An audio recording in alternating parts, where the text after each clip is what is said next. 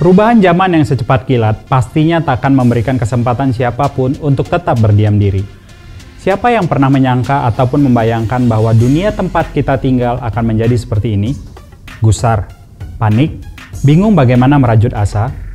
Apa kamu juga pemikiran seperti ini? Jika jawabanmu adalah iya, tenanglah, kamu termasuk manusia yang normal. Dan setidaknya kamu beruntung karena kamu masih peka dan menyadari bahwa perubahan itu memang terjadi dan ada di sekitar kita. Lalu mau menyalahkan siapa? Tentu jawabannya tak ada seorang pun yang menginginkan untuk disalahkan. Tapi manusia hidup kan tidak bisa juga lari dari kesalahan. Ya, memang begitulah karena tidak ada manusia yang sempurna. Jadi sudah pasti kesalahan itu ada. Seperti itulah paling tidak gambaran kondisi era disrupsi yang sedang kita hadapi saat ini, beserta reaksi manusia yang menghadapinya. Cakupan dampaknya pun begitu luas. Pergerakan dunia industri tak lagi linear.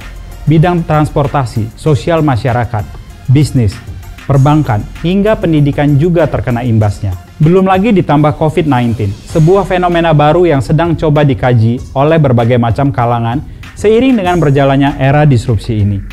Fenomena ini telah berhasil menyebabkan sekolah-sekolah di seluruh negeri ditutup. Banyak orang tua dan anak yang berjuang menghadapi situasi yang tak terduga ini. Melansir dari data UNESCO pada tanggal 10 April 2020, sebanyak 91,3% dari populasi siswa di dunia dengan total 1,6 miliar anak-anak dan remaja dari 188 negara telah mengalami penutupan sekolah mereka.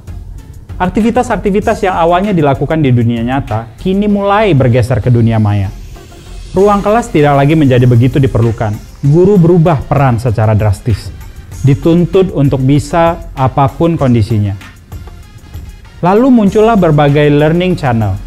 Guru tak hanya di dalam kelas, tapi dimanapun dan dari manapun. Bagaimana? Apa masih mau mengelak dari perubahan ini? Padahal gelombang disrupsi sangat jelas akan merubah wajah pendidikan. Dampak bagi masa depan pun tak akan tanggung-tanggung jika hal ini tidak direspons sungguh-sungguh. Ayo berubah. Tapi, mulai dari mana ya? Alih-alih berubah untuk mencapai kemajuan, situasi stagnansi pun kadang seringkali masih terjadi. Ya, begitulah. Oke, kalau begitu coba kita tarik mundur. Coba sebutkan sesuatu yang dulunya tidak ada menjadi ada. Yang dulunya sudah ada dan kini menjadi lebih baik. Sebuah inovasilah ternyata yang mampu menggantikan seluruh sistem lama.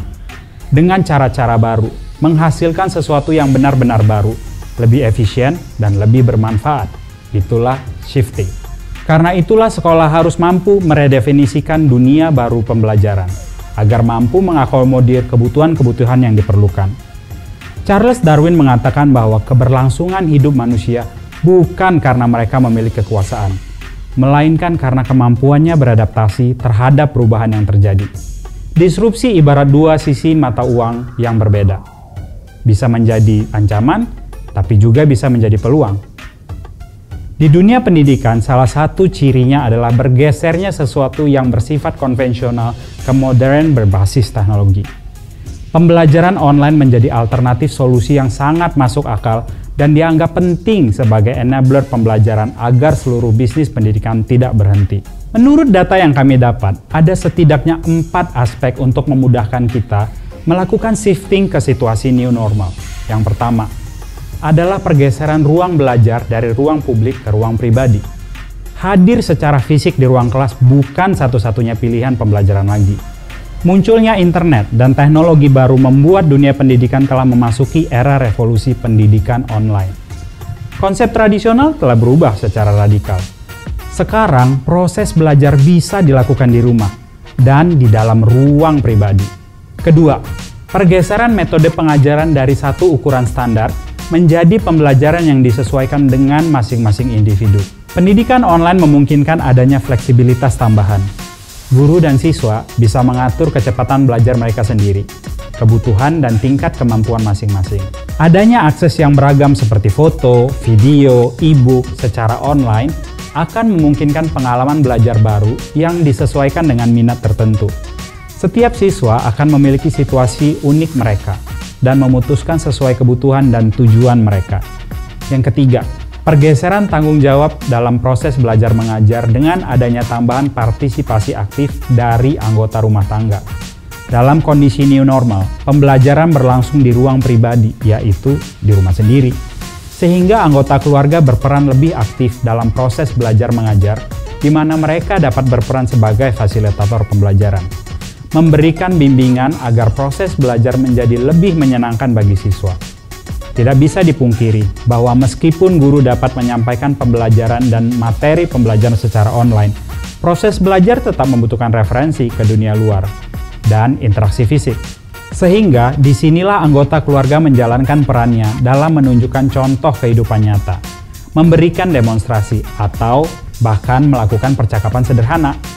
Dan yang terakhir adalah pergeseran dalam evaluasi pembelajaran dari ujian akhir menjadi penilaian formatif. Disrupsi yang terjadi membentuk kondisi di mana metode evaluasi seperti ujian akhir menjadi tidak lagi cocok untuk mengukur pencapaian siswa. Karena ujian akhir akan menjadi sulit untuk diterapkan di ruang pribadi dan secara online. Oleh karena itu, penilaian formatif muncul sebagai sarana alternatif untuk mengevaluasi pembelajaran serta memantau prestasi siswa.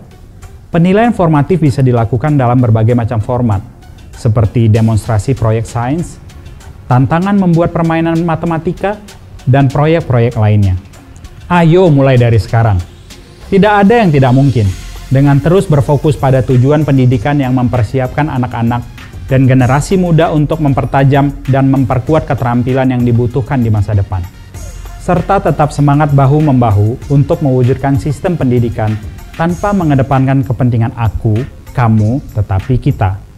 Kolaborasi bersama, merajut karya.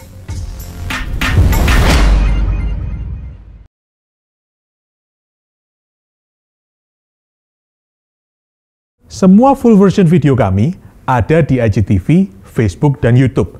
Like, follow, dan share. Rajut Asa sedang mempersiapkan Rajut Asa Academy. Seperti apa itu? Nantikan kabar dari kami selanjutnya. Selamat merajut asa.